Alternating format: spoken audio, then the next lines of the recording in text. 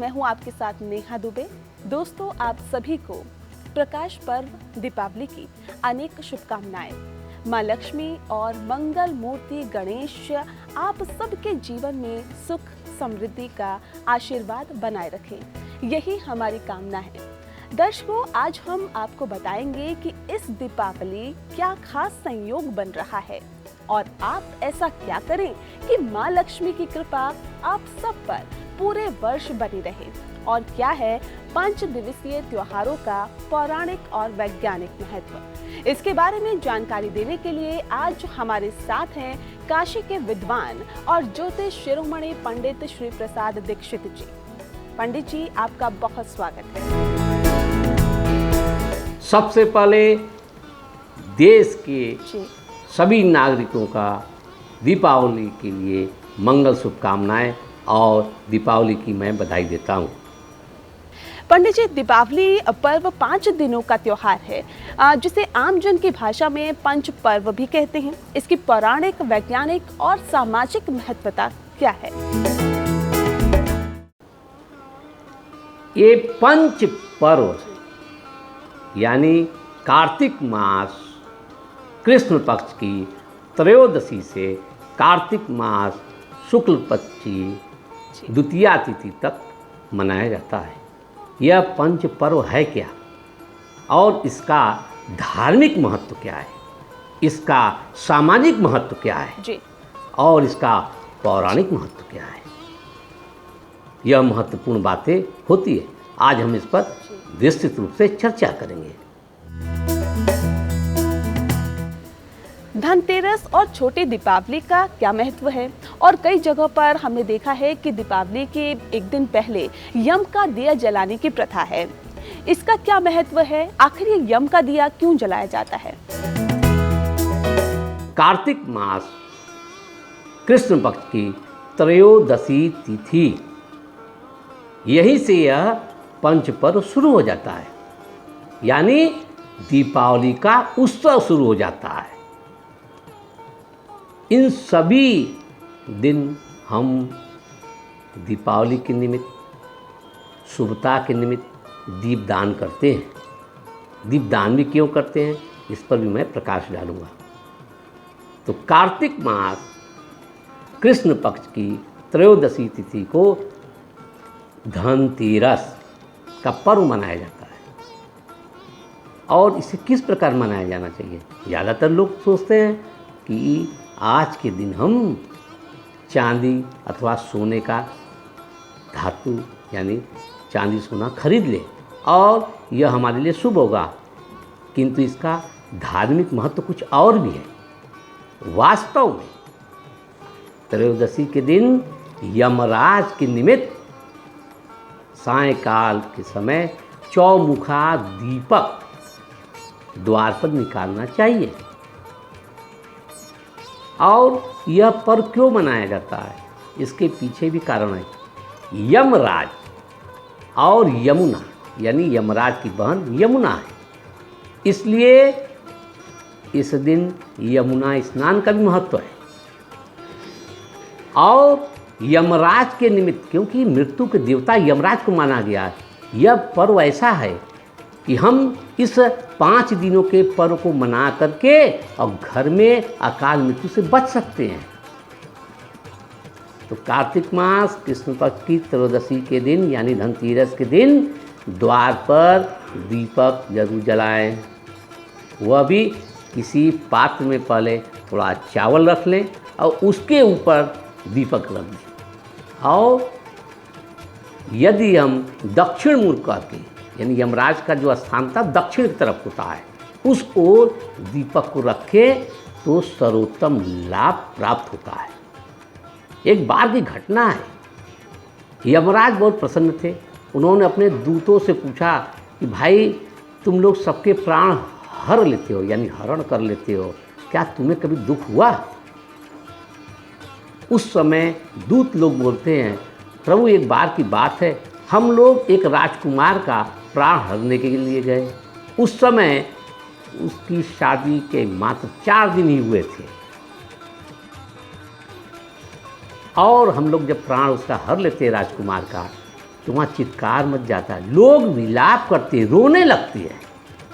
ऐसी स्थिति में हम लोग का मन बड़ा द्रवित हो जाता है, हम लोग बड़ा दुखी होते हैं। लेकिन हम लोग अनुशासन से बंधे हुए हैं, हम लोग तो प्राण छोड़ नहीं सकते थे, हम लोग प्राण लेकर चले आए। तो आप कुछ उपाय बताएं कि किसी की अकाल मृत्यु ना हो। तो वास्तव में अकाल मृत्यु से बचने के लिए ही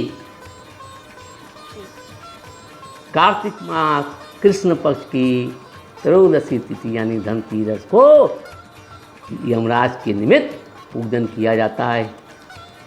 इसलिए सभी लोग उस दिन द्वार पर चौमुखा दीपक यानी 4 बत्ती वाला दीपक अवश्य जला लें। इससे घर में अकाल मृत्यु नहीं होगी। स्वयं यमराज ने दूतों से कहा कि जिन मनुष्य के घर के अंदर इन बातों का ध्यान दिया जाएगा कि मेरे निमित्त पूजन पाठ हो और मेरे ही निमित्त द्वार पर चौमुखा दीपक निकाल दिया जाए, उस घर में अकाल मृत्यु नहीं होती है। इस कारण से त्रयोदशी का विशेष महत्व होता है, यानी धनतेरस का। धनतेरस पर बर्तन और सोने चांदी का सामान खरीदने का भी एक प्रथा चली आ रही है। ये कहा जाता है कि धनतेरस पर सोने चांदी के सामान खरीदे या फिर बर्तन खरीदे। पंडित जी, इसका क्या आधार है? और जिनकी आर्थिक स्थिति ठीक ना हो वो आखिर क्या करे? जो इस कंडीशन में ना हो कि वो सोना चांदी खरीद सके या फिर बर्तन खरीद सके, वो इस दिन खास क्या करे? शुभता के लिए हम चांदी खरीद लेते हैं।